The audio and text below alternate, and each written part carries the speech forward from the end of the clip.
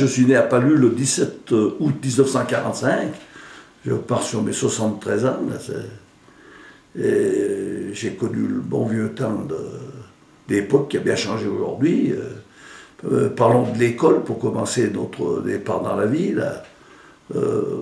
L'école était à 2,5 km du domicile. Et tout ça, par le temps de mauvais temps, on passait la route 4 fois par jour. Ça, on faisait que déjà, à partir de l'âge de 6 ans, on faisait 10 km par jour pour pouvoir se rendre à l'école.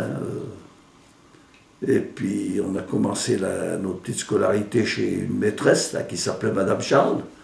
On a fait le cours préparatoire, cours élémentaire, jusqu'à 9 ans. À 9 ans, on est descendu chez l'instituteur, chez M. Gaston Fusier. Et là, on a fait le cours... je ne me rappelle plus du cours. Moyen. Le cours moyen et le cours élémentaire jusqu'au certificat d'études. Alors à 14 ans, on a passé le certificat d'études. De mon bon souvenir, on était 6 de la même classe de Palu, donc j'étais le seul garçon. Ça a été une année exceptionnelle. Il n'y a que ma maman qui a eu un garçon cette année-là. Et, oui. Et là, le père Fusier, après, nous a présenté au certificat d'études. Bon, on a tous réussi, que je me rappelle. Et après, moi, les parents voulaient me garder à la terre. Ma mère, qui a été plus audacieuse, elle a dit à l'instituteur, je ne veux pas qu'il fasse le paysan, je veux qu'il apprenne un métier.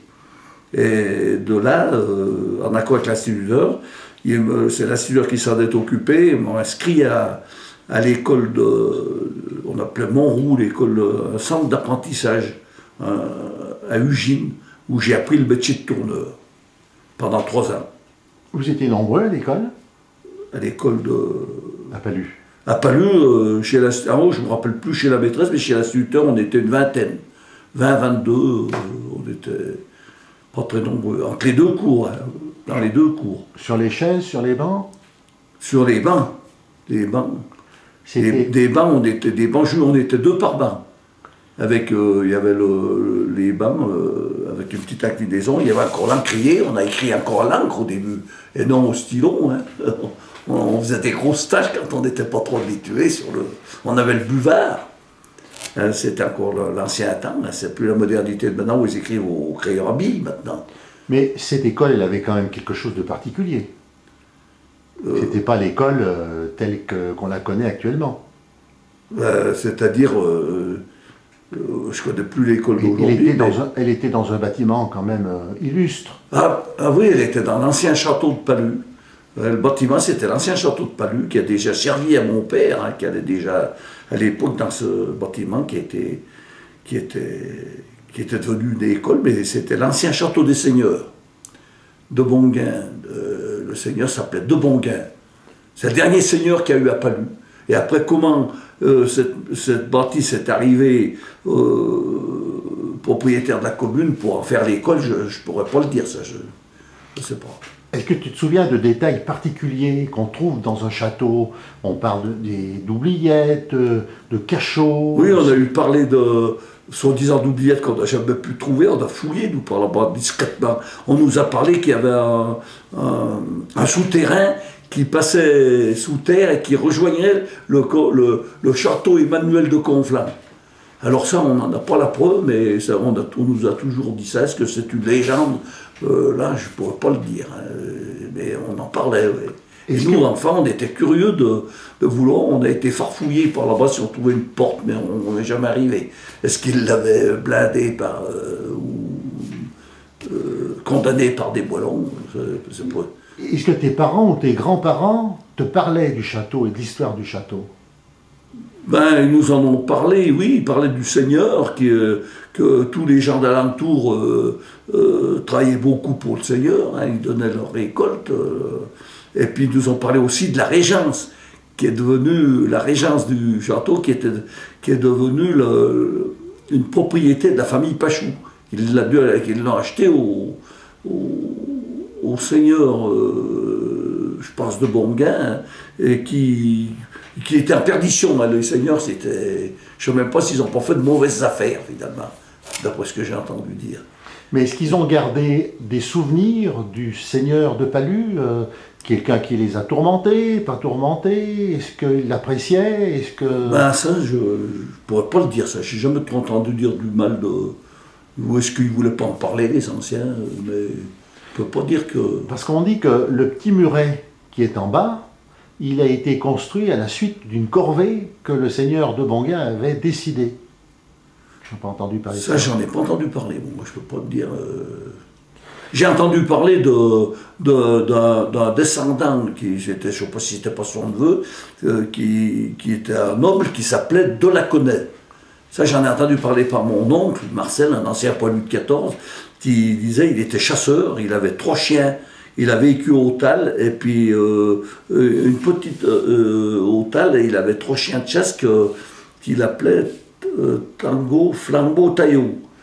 Ça, je me rappelle bien de mon oncle, et puis qu'il aimait bien les chasseurs lombards, mais il y a une autre famille de chasseurs, dont je ne dirai pas le nom, qu'il n'appréciait pas, et qu'une fois ils étaient rendus chez lui, et il leur a dit, vous, dehors, les lombards, vous pouvez rentrer. C'était un peu déjà un homme un peu marginal, celui-là. Puisque j'ai appris par mon oncle qu'il il a mal tourné, il s'est suicidé, il s'est pendu dans la masure en haut de Pachou, là, dans la côte derrière Pachou. Il s'est suicidé, ce gars-là. Est-ce qu'il était je dirais même à la débine, hein, on a connu ça, hein, les seigneurs, ils sont arrivés à un moment où plus personne n'en voulait. Écoute, si je peux parler comme ça. Et on parle aussi d'un vieux cahier, enfin ça a été connu, ça c'est connu, d'un grognard Molière, un grognard Molière. Est-ce que tu as entendu parler d'un ancien grognard Molière? Moi non, j'en ai jamais entendu parler. Et par contre, comment vous étiez chauffé dans ce château alors? Parce qu'il devait faire froid dans les châteaux. Oui, ben là c'est autre chose. Bon, c'est plus le temps où mon père paraît qu'il portait la bûche de bois en allant à l'école avec le sac d'écolier. Mais nous, on était chauffés au charbon. On avait une grosse pipe, comme on appelait, hein, au centre de l'école. Et on était de corvée à taux de rôle par semaine, 2 par 2. Et on venait un bon quart d'heure ou 20 minutes avant l'entrée de l'école pour allumer le feu. Et on avait la grosse pipe qui diffusait la chaleur, mais on n'était pas chauffé aussi bien qu'aujourd'hui. Hein. Et il y avait un grand tuyau, je me rappelle, qui allait à la cheminée, qui traversait toute l'école. Et chaque semaine, il y en avait 2 qui étaient désignés pour allumer le fourneau, et il y avait 2 filles qui étaient désignées pour effacer les tableaux. Et donc, Lançon, pour aller jusqu'à l'école, ça fait quand même un sacré chemin. Ah ben, par la route, il y avait 2,5 km.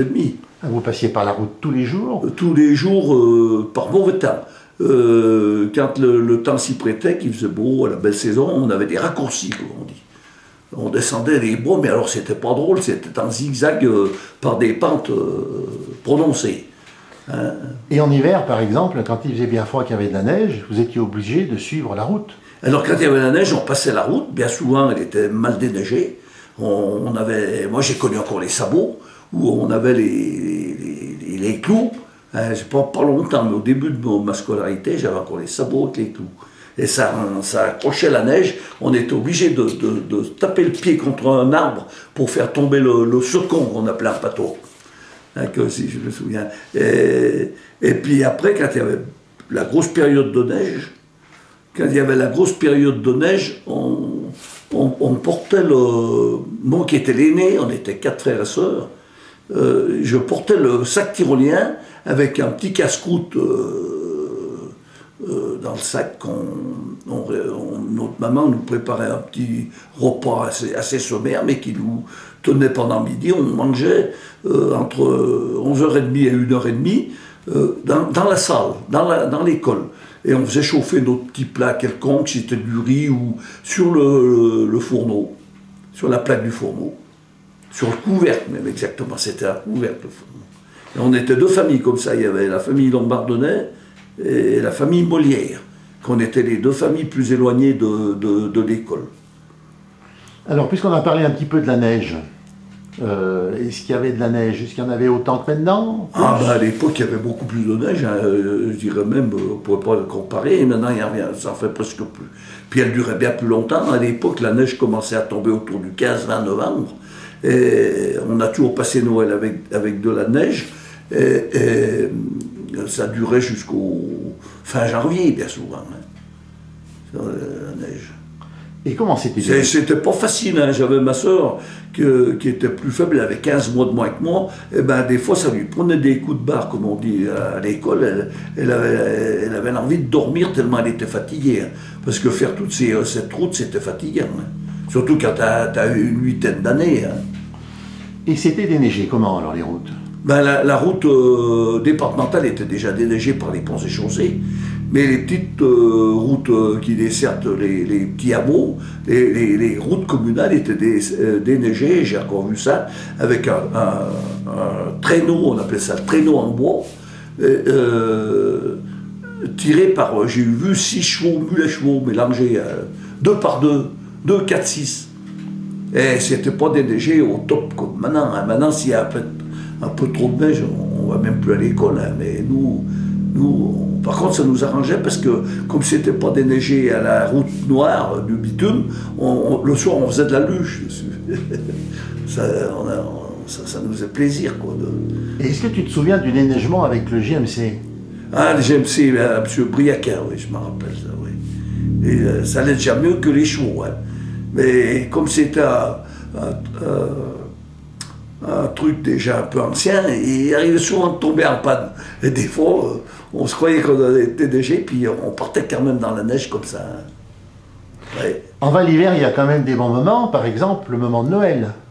Ah ben après, il y a le moment de Noël, à l'époque, c'est pas comme maintenant, ça a bien changé, on a cru au Père Noël jusqu'à 11 ou 12 ans, hein, que c'était la grande joie. Enfin, on attendait Noël avec impatience. On n'avait pas des grands cadeaux, mais on était content d'avoir quelques papillotes, une orange, puis quelques petits jouets au pied du sapin, parce qu'on faisait le sapin.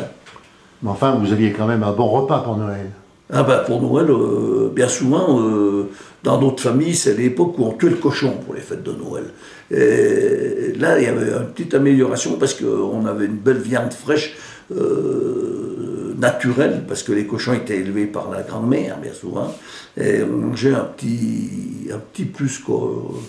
Il y avait un repas amélioré par rapport à l'ordinaire. Et je me rappelle bien que le soir, ça finissait tard, la veillée du cochon, c'était un peu la fête. Il y avait les cousins qui venaient, réciproquement, mon père tuait les cochons, il allait tuer le cochon chez le cousin. Puis le soir, après la bonne collation, mon père avait fait les rissoles, ça je m'en souviens. Et après, ça jouait à la belote jusqu'à 2-3 heures du matin. Ça, c'était un jour de fête, là, le cochon, à l'époque. Et on parle souvent des veillées, les veillées. Est-ce que tu as souvenir de veillées? Ben, les veillées, je me souviens avoir participé à beaucoup de veillées chez moi, et même chez des voisins qui se rendaient la soirée. Surtout que je me souviens, c'était pour... bon, je vais parler en patois, là, c'est pour débourrer le maïs. Alors là, ça durait quelques soirées. Il fallait c'était enlever les feuilles du maïs pour comment dirais-je, ajourer le grain, quoi, pour le faire sécher par la suite. Ça durait longtemps. Ça durait plusieurs soirées, ça, oui, parce qu'on en faisait pas mal. Le maïs, c'était le maïs pour la consommation familiale, pour les poules, pour le cochon, et ça durait quelques jours. Ouais. Mais vous faisiez ça en famille seulement ou il y avait... Ben, il y avait des voisins qui venaient justement pour donner un coup de main, puis ça se rendait le coup de main. Et puis après, c'était toujours un moment de convivialité où après ce petit travail, eh ben, il y avait toujours un bon petit casse-croûte, les joe, on mangeait les joe, il y avait les rissoles, c'était la mode, les rissoles à l'époque, c'était un bon dessert. Et mon père, c'était un champion pour faire les rissoles, je me rappelle.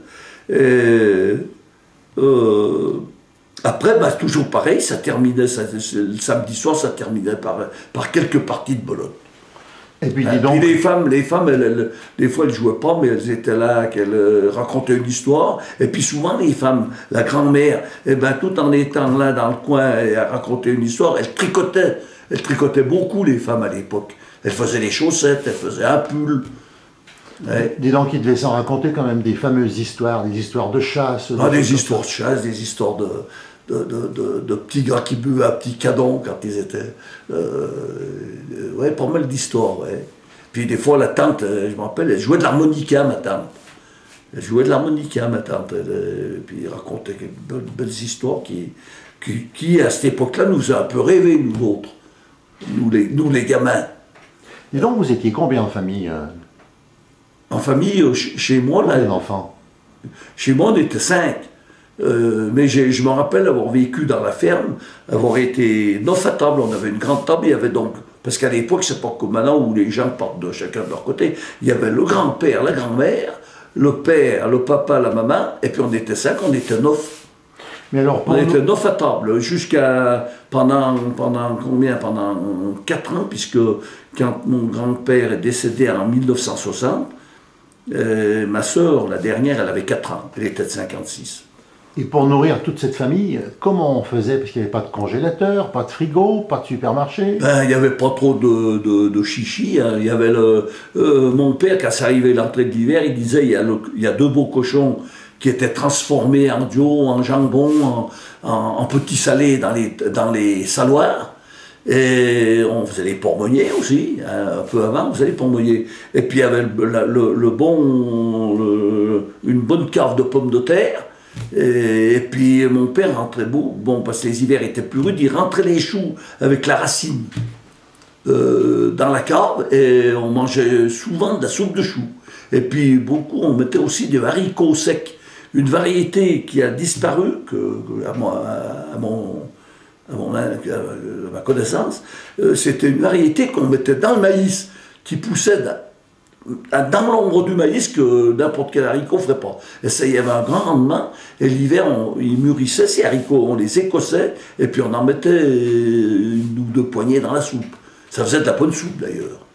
Et sinon, bah, il y avait quoi? Des lapins, des Puis après, poules? au point de vue volaille, il y avait des lapins, il y avait quelques poulets. Quelques poulets, je dis bien, parce que s'il y avait une belle réussite de poulets, puisqu'on faisait couver chez nous, mon père, ben, pour avoir un peu d'argent, il en demandait quelques-uns hein, à des clients d'Albertville pour dire de rentrer un petit peu d'argent, quoi, parce que la vie était assez dure. Hein, on avait 3 vaches et puis le mulet. Hein, c'était pas. Est-ce qu'il y avait des grands marchés à Albertville? Ah ben, il y avait des marchés, il y avait même des petits marchés de producteurs, mais à ma connaissance, j'ai jamais bien vu ma famille y aller. Ma mère, elle vendait quelques douzaines d'œufs en allant faire ses courses. Ça lui faisait un peu d'argent pour racheter d'épicerie. Ils avaient des clients de la ville qui aimaient prendre les œufs à la campagne, mais c'était petit comme. Et moi, je me souviens. L'élevage était petit, on avait quoi, une 12-15 poules. Je me souviens de la foire aux bestiaux aussi à Albertville. Ah ben, à Albertville, il y avait les foires, les grandes foires, il y avait des grandes foires. Il y avait les grandes foires du mois de mai, où c'était beaucoup la foire des moutons, avec le retour 15 jours après. Là. Les dates, je ne sais pas, bon, ça variait d'une année à l'autre. Et puis il y avait la grande foire, il y en avait presque une tous les mois, foire. Mais les vraies grandes foires, c'était mai et le 27 septembre. 27 septembre, c'était des grandes foires, là, qui sont pratiquement perdues aujourd'hui, quoi. Alors, il y a encore un peu celle du 27. pour cultiver les champs, il y avait des tracteurs. Ah ben non, nous on n'a pas connu ça quand on était jeunes, c'était le mulet, et puis on mettait, pour labourer, on se mettait avec le cousin, puis on mettait les 2 mulets devant la charrue. Les premiers tracteurs sont arrivés dans les années, je veux dire, allez tiens, un des premiers qu'il y a eu à Palus, chez Briacal, c'était en 57. J'ai encore la date, en 57. Après là, il commençait à aller lui labourer à la demande chez certains ça allait beaucoup plus vite et puis ça faisait un autre travail quand même, le tracteur. Après, ça a été quand même une évolution, ça. Et pour vous déplacer, vous n'avez pas de voiture, vous utilisiez peut-être des petites carrioles tirées par des chevaux, par exemple pour faire les courses à Albertville? Ah non, on faisait tout à pied. Je me rappelle voir mon père aller faire des courses avec ma maman. Avec ma mère, elles avaient, comme on disait, 2 cabas, elles montaient à pied par les vignes, chargées comme une bourrique, comme on dit. Et puis mon père, il avait le sac tyrolien, et ils montaient leurs courses comme ça. Et moi, je me souviens aussi, pour en finir, parce que mon père faisait le pain à l'époque, mais il y avait un moment où il avait la fournée était presque terminée, puis pour refaire l'autre, ça manquait un peu. Alors, c'est moi l'aîné qui descendait à Albertville, je donnais mon sac à ma sœur, le sac d'école, et j'allais à Albertville chercher la couronne de pain chez la maison Pellissier à Albertville. Après l'école. Et après, je remonterais tout par les vignes, par les sentiers. Alors, Et des kilomètres, on en a fait, c'est sûr. Ouais. il y a quelque chose aussi qu'on aimerait bien savoir, c'est le moment des vendanges. Parce qu'à la campagne, le moment des vendanges... Ah ben à l'époque, c'était sacré, les vendanges. Il y avait beaucoup de vignes à Palu. Hein. Il y avait toutes les familles avaient de la vigne, avec, à moins grande échelle, mais tout le monde faisait son pinard, comme on dit. Et les vendanges, c'était des bons moments parce qu'on mangeait du raisin, nous, les gamins. Puis il y a eu une époque où l'instituteur, je pense que c'était à son insu, il nous donnait, je me rappelle, 3 jours de congé pour aider les parents aux vendanges. C'était bien souvent lundi, mardi, mercredi, là, puis on avait encore jeudi, puis c'était le repos le jeudi. Et là, les parents étaient contents de voir, parce que à partir de 12, 14, 12, 13 ans, on coupait le raisin avec un ciseau, on était déjà, on se rendait utile. Là. Ça faisait déjà, ça donnait un bon coup de main. Tu m'avais dit aussi qu'il y avait des moments où vous occupiez des noix, parce que vous faisiez de l'huile. Ah ben oui, l'automne, on avait pas mal de noyers. On allait gauler les noix. C'est mon père qui montait dans le noyer avec une gaule et il secouait. Puis nous, les gamins, on ramassait dessous. On a eu ramassé des noix, je ne pourrais pas dire la quantité, mais je me rappelle bien avoir vu mon père emmener les cerneaux parce qu'on cassait les noix à la veillée, le soir. Pareil que quand on déboit le maïs, c'était des soirées avec des voisins qui donnaient la main. Et puis après, il portait les cerneaux à Mercury chez Gachet, qui avait un pressoir, une extraction pour faire l'huile. Et je me rappelle avoir vu mon père revenir avec 15, 16, voire un petit 20 litres d'huile qu'il faisait pour toute la saison, pour la cuisine, la salade. Ouais. On va parler. Alors que maintenant, des noyers, il y en a pratiquement plus. Quoi. C'était quand même le bon temps. Ben, pour nous, on en garde des bons souvenirs. On a travaillé un peu jeune, chose que font pas les jeunes d'aujourd'hui, hein, ils ont d'autres activités, mais nous, ça nous occupait aussi, parce qu'on n'avait pas la télé, on avait la radio, c'est tout, mais on n'avait pas de télé, on n'avait pas de portable, on n'avait pas, à l'époque, hein, c'était des moments qui nous occupaient. Pas. Et le chauffage en hiver dans les maisons? Ah ben, le chauffage, c'est tout au bois que ça se faisait. Alors on préparait du bois à l'automne pour suivant l'année, bien souvent l'année d'après, on avait toujours une année d'avance. Et je revois mon père avec le mulet, quand il y avait la neige, aller tirer les billes de bois en bordure de route avec le mulet pour les mettre à port, comme on dit, puis après on les débitait, et puis après on les charriait avec le mulet, quoi, avec le chariot. Mais quand on allait se coucher, il faisait pas un peu froid dans les lits, non? Ah ben, dans nos bâtisses, il y avait qu'un fourneau qui chauffait toute la maison. Hein. On avait un poêle à 4 trous qui servait à faire le chauffage et faire la cuisine. On n'avait même pas le gaz à l'époque. Est-ce que vous mettiez aussi des briques pour réchauffer un petit peu le lit? Ben, le soir, on avait la brique, oui, c'est vrai. Nous, c'était même pas la bouillotte, comme on dit, c'était la brique. On mettait une brique dans le four du poêle, et puis on la pliait dans un linge, et puis on la mettait dans le lit avant d'aller coucher. Et c'est vrai que ça tempérait le lit, hein, parce que des fois, c'est sûr qu'il y a des périodes où c'était pas marrant. Et puis il y a des moments où vous alliez à l'église, à la messe, au vêpres. Ah ben oui, ça. Le catéchisme. On a été, personnellement, j'ai été enfant de cœur avec Ruffier. Mais j'ai commencé le catéchisme après le soir après l'école, encore à l'époque, avec le curé Blanc. J'étais gamin, mais le catéchisme se passait pas comme après avec Ruffier, dans la cure, bien chauffé dans une salle. C'était dans l'église, devant l'autel de la Sainte-Vierge. Devant l'autel de la Sainte-Vierge. Et il faisait pas chaud, hein, je ne vais pas autant vous le dire dans l'église. Parce que c'est pareil, l'église à l'époque, il y avait 2 poêles à bois pour chauffer toute l'église. C'était, comme on dit, ça faisait juste tempérer, et puis encore. Hein. Mais c'est vrai que ouais, on a été au catéchisme. Après, on a appris à servir la messe. On a servi la messe jusqu'à 14 ans. Et en plus, je m'en rappelle aussi, avec Ruffier, et puis qui était bien avec l'Institut, parce que c'était les éducateurs des gosses, hein.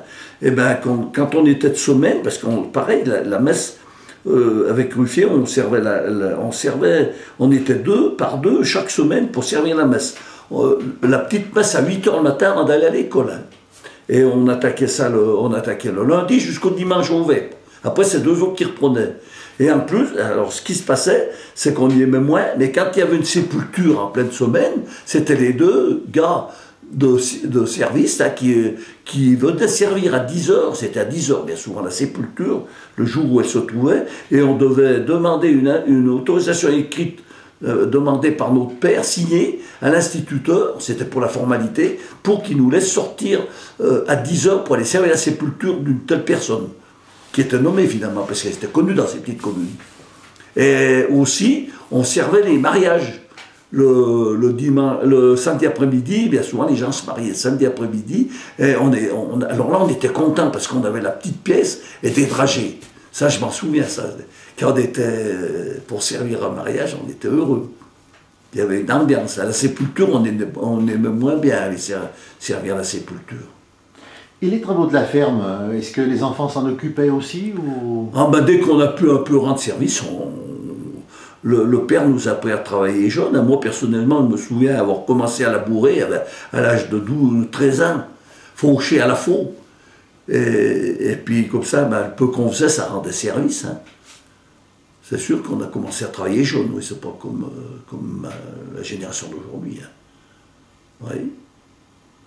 Bon, est-ce que tu as encore des anecdotes à nous raconter Ah ben après on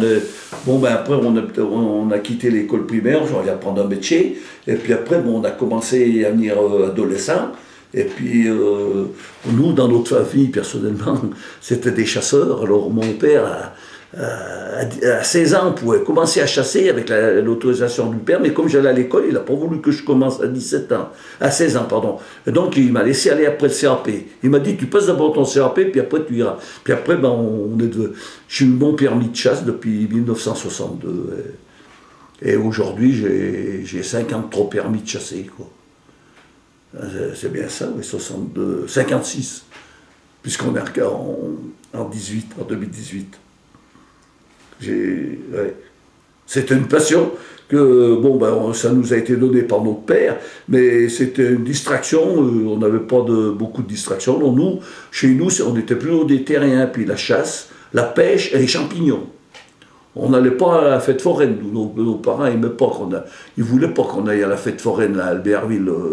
D'ailleurs, je me rappellerai toujours, il y avait une jeune fille de Palu, une fois qu'eux, ils étaient habitués à y aller, elle s'était fait, sur la piste des autotamponneuses, elle ne s'était pas retirée assez vite, elle s'est fait écraser un pied, enfin, endommager un pied à l'époque. Et là, on nous citait toujours cet exemple là, pour ne pas y aller. Est-ce que tu te souviens des commerces dans Albertville c'était tous des petits commerces, beaucoup d'alimentation. Puis après, il y avait bien quelques commerces d'habillement, hein.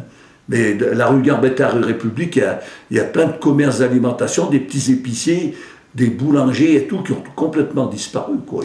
Les bouchers, il n'y a presque plus de bouchers, hein. C'est toutes les grandes surfaces qui ont pris aujourd'hui le relais. Et les vêtements, alors, comment vous étiez habillés? Parce que tu nous as parlé de personnes qui tricotaient. Ah ben, les vêtements, tous nos pulls, moi, une période, c'était tous des pulls qui étaient tricotés par ma maman, hein. Les chaussettes par la grand-mère. Et jusqu'à un certain âge, hein, c'est rare quand ils nous achetaient un pull. Si, ils achetaient un pantalon, une chemise, mais le pull, je me rappelle toujours avoir eu des pulls tricotés par ma mère. Les sabots, les brodequins? Après, on avait les sabots, c'était au tout début. Après, on avait des pâtes au gaz, que je me rappelle, voilà le nom, pour aller à l'école. Et l'hiver, on avait des bottes quand il y avait la neige, hein. On allait à l'école avec des bottes. Et puis alors, pour en temps de pluie, on avait la pèlerine. On n'avait pas de parapluie, nous, on avait la pèlerine. Ouais. Il y avait aussi des anoraks, des gants, non? Des gants, oui, on avait des gants de laine aussi, qui étaient tricotés par la grand-mère ou la mère, hein, je me souviens. Et comme vêtements chauds, vêtements chauds, on avait des suédines, qu'ils appelaient ça, des blousons, hein. Et puis on avait le gros pull, le blouson, et puis souvent on avait cette pèlerine qu'on appelle en tissu noir, là, qui était pratiquement imperméable et qui était chaud, quoi. Au moment des grands fronts, on mettait ça par-dessus les épaules. Hein. Ouais. Eh bien, Lucien, comme on dit, il ne reste plus qu'à te remercier. Et puis, comme on dit en patois, et à revivre. Arrivo. Arrivo.